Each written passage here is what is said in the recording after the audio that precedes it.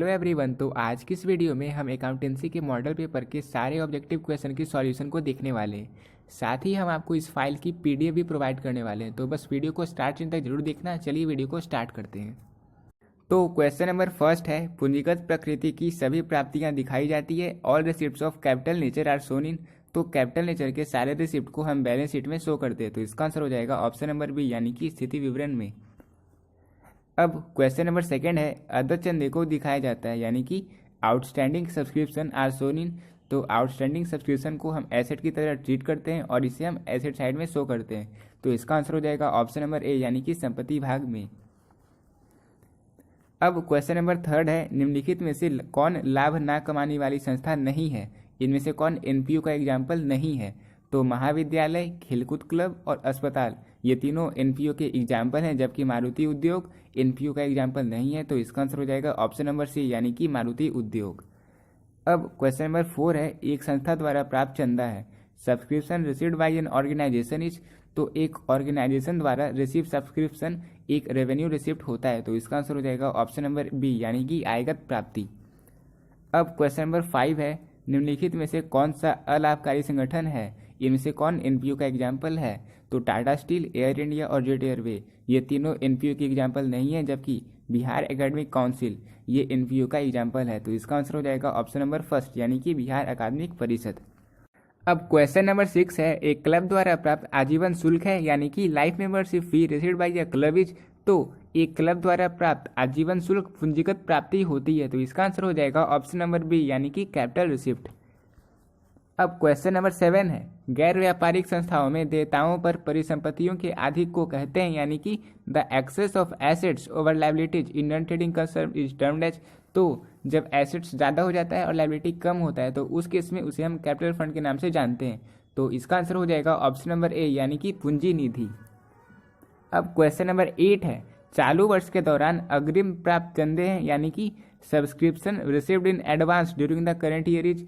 तो एडवांस के सब्सक्रिप्शन मुझे अभी मिल चुके हैं, तो उसे हम एक लायबिलिटी की तरह से लायबिलिटी मानते हैं। तो इसका आंसर हो जाएगा ऑप्शन नंबर सी, यानी कि दायित्व। अब क्वेश्चन नंबर 9 है, एक स्कूल द्वारा वार्षिकोत्सव के लिए प्राप्त किया गया चंदा माना जाना चाहिए। Subscription received by a school for organising annual function is treated as. तो उसे कैपिटल रिसिप्ट की तरह ट्रीट किया जाता है। तो इसका आंसर हो जाएगा ऑप्शन नंबर ए, यानी कि पूंजीगत प्राप्ति। अब क्वेश्चन नंबर 10 है, एक सामान्य साझेदारी में साझेदारों की अधिकतम संख्या हो सकती है। In an ordinary partnership maximum number of partners can be. तो इसका आंसर हो जाएगा ऑप्शन नंबर ए, 50, यानी कि 50 से ज़्यादा एक ऑर्डिनरी पार्टनरशिप में पार्टनर्स की संख्या नहीं हो सकती है। मैक्सिमम संख्या हो सकती है 50। अब क्वेश्चन नंबर 11 है, निम्न में से कौन सा लाभ नियोजन है? Which of the following is an appropriation of profit. तो इस क्वेश्चन का आंसर हो जाएगा ऑप्शन नंबर बी, यानी कि इंटरेस्ट ऑन कैपिटल। पूंजी पर ब्याज is an appropriation of profit. ठीक है। अब क्वेश्चन नंबर 12 है, साझेदार का चालू खाता बनाया जाता है जब साझेदारों की पूंजी रखी जाती है। Partners current account is prepared when Capitals of partner is maintained under.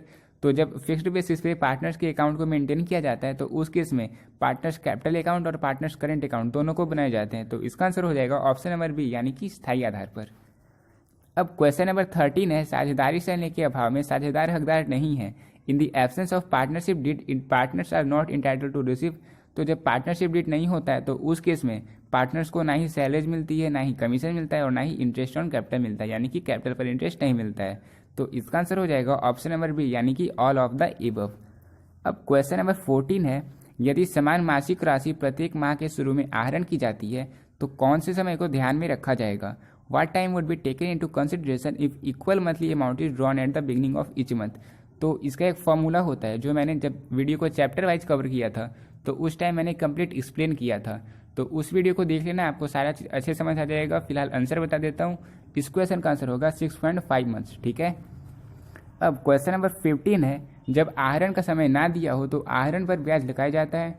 तो इसकी एक मैंने ट्रिक भी दी थी आपको। इसका आंसर हो जाएगा ऑप्शन नंबर बी, यानी कि 6 महीने के लिए। When time of withdrawal are not mentioned, interest on drawing is charge for 6 months. ठीक है।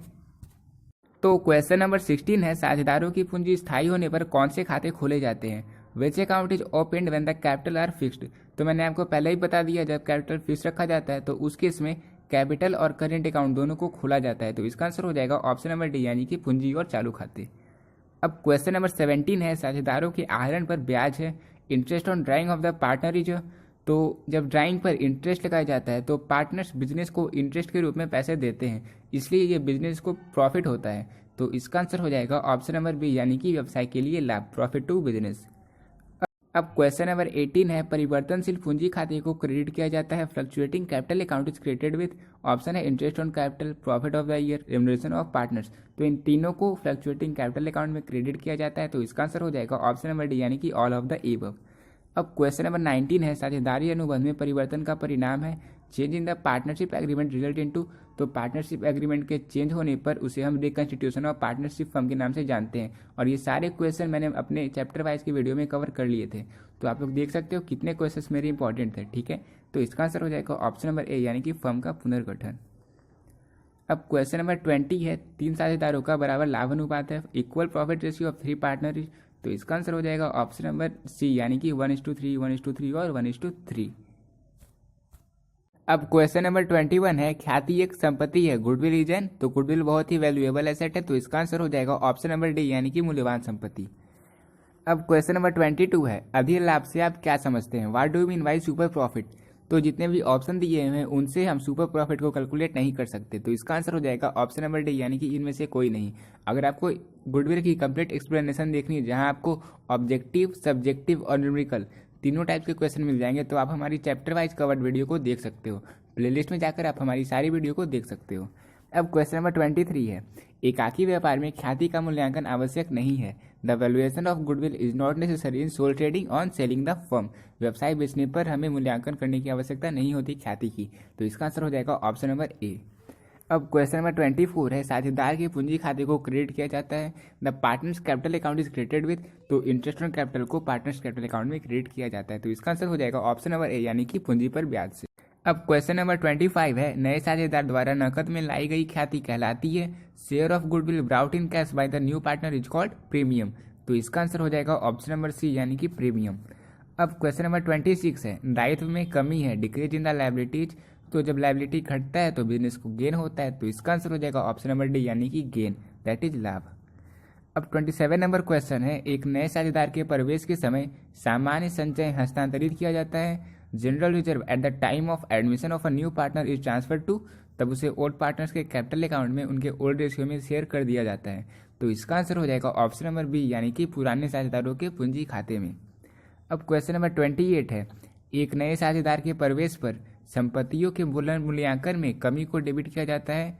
On the admission of a new partner the decrease in the value of assets is debited to revaluation account. तो इसका answer हो जाएगा option number A, यानी कि पुनर्मूल्यांकन खाता में रिवैल्यूएशन अकाउंट में उसे डेबिट कर दिया जाता है जब एसेट्स की वैल्यू कम हो जाती है। तो क्वेश्चन नंबर 29 है, एक साझेदार के अवकाश के समय सामान्य संचय की राशि को सभी साझेदारों के पूंजी खाते में हस्तांतरित किया जाता है। At the time of retirement of a partner the amount of general reserve is transfer to all partners capital account in their. तो मैंने आपको पहले ही बता दिया कि ओल्ड पार्टनर्स के कैपिटल अकाउंट में उनके ओल्ड प्रॉफिट शेयरिंग रेशियो में ट्रांसफर कर दिया जाता है, तो इसका आंसर हो जाएगा ऑप्शन नंबर सी, यानी कि ओल्ड प्रॉफिट शेयरिंग रेशियो। अब क्वेश्चन नंबर 30 है, ए, बी और सी 3:2:1 के अनुपात में लाभ बांटते हैं। सी अवकाश ग्रहण करता है, प्राप्ति अनुपात होगा 3:2। ठीक है, ए, बी एंड सी। अब क्वेश्चन नंबर 31 है, यदि अवकाश ग्रहण करने वाले साझेदार को अवकाश ग्रहण करने पर उसकी देय राशि का पूर्ण भुगतान नहीं किया जाता है तो शेष हस्तांतरित कर दिया जाता है। यानी कि if the retiring partner is not paid in full amount due to him immediately on retirement the balance is transfer to loan account. तो इसका आंसर हो जाएगा ऑप्शन नंबर ए, यानी कि ऋण खाते में ट्रांसफर कर दिया जाता है। अब 32 नंबर क्वेश्चन है, साझेदार के अवकाश ग्रहण करने पर उसके हिस्से की ख्याति को शेष साझेदारों के मध्य अपलिखित कर दिया जाता है। On retirement of a partner his share of goodwill is written off among continuing partners in their gaining ratio. लाभ प्राप्ति के अनुपात में शेष साझेदारों के बीच ख्याति को अपलिखित कर दिया जाता है। अब 33 नंबर क्वेश्चन है, फर्म द्वारा प्राप्त संयुक्त बीमा पॉलिसी की राशि बांटी जाती है। Joint life policy amount received by a firm is distributed in. तो उसे ओल्ड पार्टनर्स के ओल्ड प्रॉफिट शेयरिंग रेशियो में ट्रांसफर कर दिया जाता है, तो इसका आंसर हो जाएगा ऑप्शन नंबर सी, यानी कि साझेदारों के पुराने लाभ विभाजन अनुपात में। ठीक है, तो अब 34 नंबर क्वेश्चन है, एक साझेदार की मृत्यु होने पर संयुक्त जीवन बीमा पॉलिसी को निम्न के पूंजी खाते में जमा किया जाता है।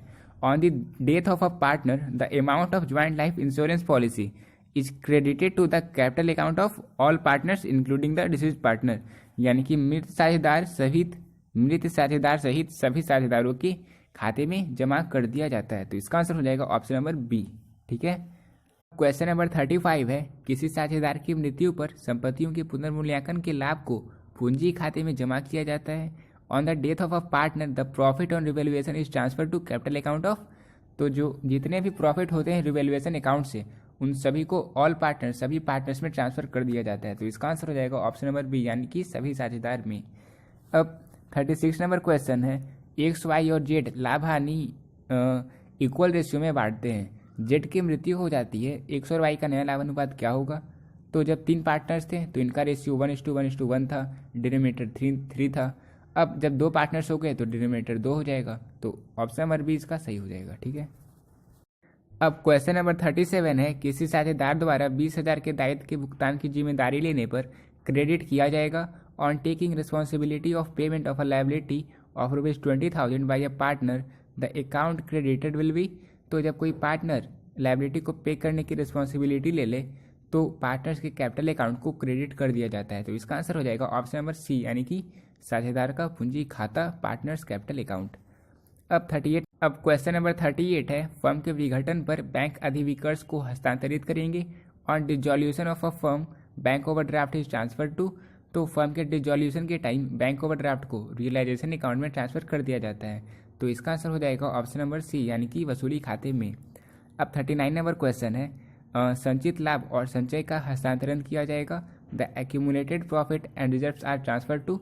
तो जितने भी संचित लाभ होते हैं उन्हें हम पार्टनर्स के कैपिटल अकाउंट में ट्रांसफर कर देते हैं। तो इसका आंसर हो जाएगा ऑप्शन नंबर बी, यानी कि साझेदार के पूंजी खाते में। अब क्वेश्चन नंबर 40 है, फर्म के समापन पर वसूली खाते की हानि को किस खाते में डेबिट किया जाता है? On dissolution of a firm loss on realisation account is debited to which account. तब जितने भी रियलाइजेशन अकाउंट में जितने भी लॉस होते हैं उन्हें पार्टनर्स के कैपिटल अकाउंट में डेबिट कर दिया जाता है। तो इसका आंसर हो जाएगा ऑप्शन नंबर बी, यानी कि साझेदारों के पूंजी खाते में। अब 41 नंबर क्वेश्चन है, साझेदारी फर्म के समापन के समय कृत्रिम संपत्तियों को हस्तांतरित किया जाता है। At the time of dissolution of a partnership firm fictitious assets are transfer to. तो जितने भी फिक्टिटियस एसेट होते हैं उन्हें हम कैपिटल अकाउंट ऑफ पार्टनर यानी कि पार्टनर के कैपिटल अकाउंट में ट्रांसफर कर देते हैं। तो इसका आंसर हो जाएगा ऑप्शन नंबर ए, यानी कि साझेदारों के पूंजी खाते में। अब 42 नंबर क्वेश्चन है, फर्म के समापन पर सबसे अंत में कौन सा खाता बनाना चाहिए? On firm dissolution which one of the following account should be prepare at the last. तो सबसे लास्ट में हम कैश और बैंक अकाउंट को प्रिपेयर करते हैं। तो इसका आंसर हो जाएगा ऑप्शन नंबर सी, यानी कि रोकड़ या बैंक खाता। अब 43 नंबर क्वेश्चन है, यदि फर्म की कुल संपत्तियां 3,25,000 हो एवं कुल बाहरी लेनदार 45,000 हो तो साझेदारों की पूंजी की राशि होगी। If the total assets of a firm are 3,25,000 and the total outside liability is ₹45,000 then the amount of partners capital will be. तो 3,25,000 से 45,000 माइनस कर देंगे। इसका आंसर आ जाएगा ऑप्शन नंबर बी, यानी कि 2,80,000। इसका आंसर हो जाएगा ऑप्शन नंबर बी। अब 44 नंबर क्वेश्चन है, फर्म के विघटन पर साझेदार के ऋण खाते को हस्तांतरित करेंगे। On dissolution of a firm partners loan account is transfer to. तो पार्टनर्स का लोन अकाउंट का एक सेपरेट अकाउंट बनता है। तो इसका आंसर हो जाएगा ऑप्शन नंबर डी, यानी कि नन ऑफ दिस। अब क्वेश्चन नंबर 45 है, न्यायालय द्वारा एक साझेदार को दिवालिया घोषित किया जाना फर्म के किस प्रकार के समापन के अंतर्गत आएगा? Insolvency of a partner adjudicated by the court will come under which type of dissolution of a firm. तो ये कंपलसरी डिसॉल्यूशन का एक केस है और इसलिए इसका आंसर हो जाएगा ऑप्शन नंबर बी, यानी कि अनिवार्य समापन, कंपलसरी डिसॉल्यूशन। अब 46 नंबर क्वेश्चन है, यदि ₹10 वाला समतांश ₹12 पर निर्गमित किया जाता है तो इसे कहा जाता है। If equity share of ₹10 each is issued at ₹12 each it is called.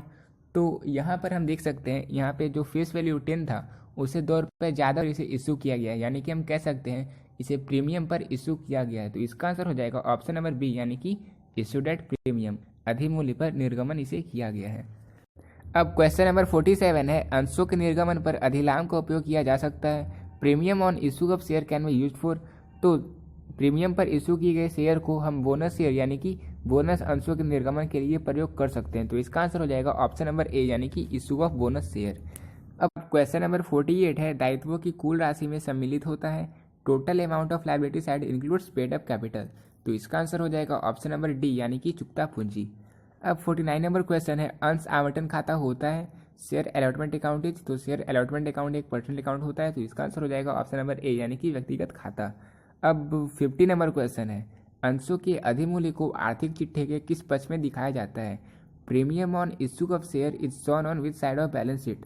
तो इसका आंसर ऑप्शन नंबर ए होगा या बी होगा? इसका आंसर आपको हमारे कमेंट बॉक्स में आंसर करना है। अब देखते हैं क्वेश्चन नंबर 51 को। अगर आप इस फाइल की पीडीएफ डाउनलोड करना चाहते हो तो डिस्क्रिप्शन बॉक्स में मैंने इसका लिंक दे दिया है, वहाँ से आप हमारी फाइल को डाउनलोड कर सकते हो। फाइल का पासवर्ड है VALUABLEASSET यानी कि वैल्यूएबल एसेट। सारे वर्ड शॉर्ट में है बिना किसी स्पेस के, ठीक है।